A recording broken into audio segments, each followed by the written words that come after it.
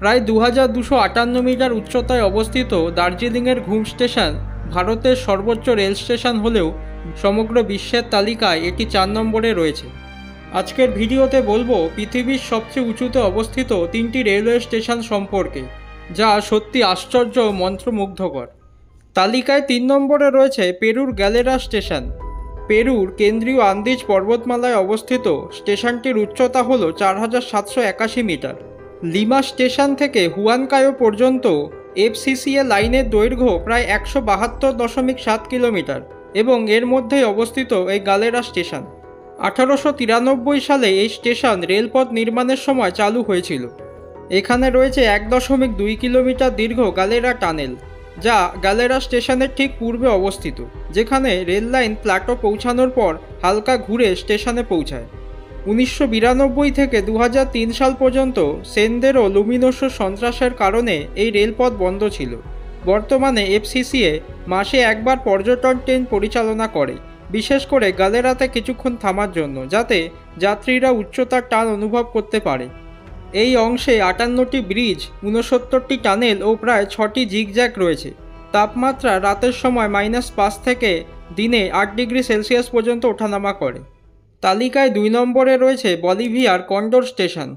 4790 metre উচ্চতার condor স্টেশনটি অবস্থিত পোতোসি ডিপার্টমেন্টে, যা বলিভিয়ার এক দুর্গম উচ্চভূমি অঞ্চল, যার নাম অ্যাল্টিপ্ল্যানো। এটি আন্দিজ পর্বতমালার ভেতরে একেবারে জনশূন্য ও বরফে ঘেরা এক এলাকা। এখানে পৌঁছানো এক চ্যালেঞ্জিং ব্যাপার। কন্ডোর স্টেশনটি তৈরি হয়েছিল রিও মুলাতোস পোতোসি রেলপথের অংশ হিসাবে। এটি একসময় খনিজ রূপার খনি থেকে মালামাল পরিবহনের জন্য ব্যবহার হতো।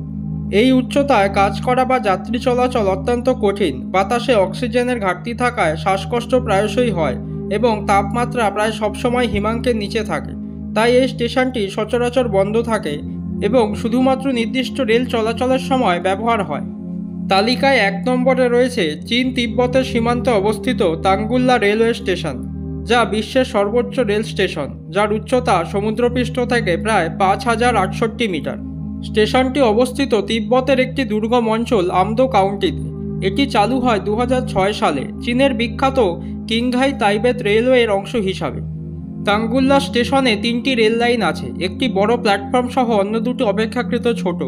এই জায়গায় বাতাসে অক্সিজেনের পরিমাণ খুব কম, তাই সাধারণ যাত্রীদের ট্রেনের ভেতরেই থাকতে বলা হয়।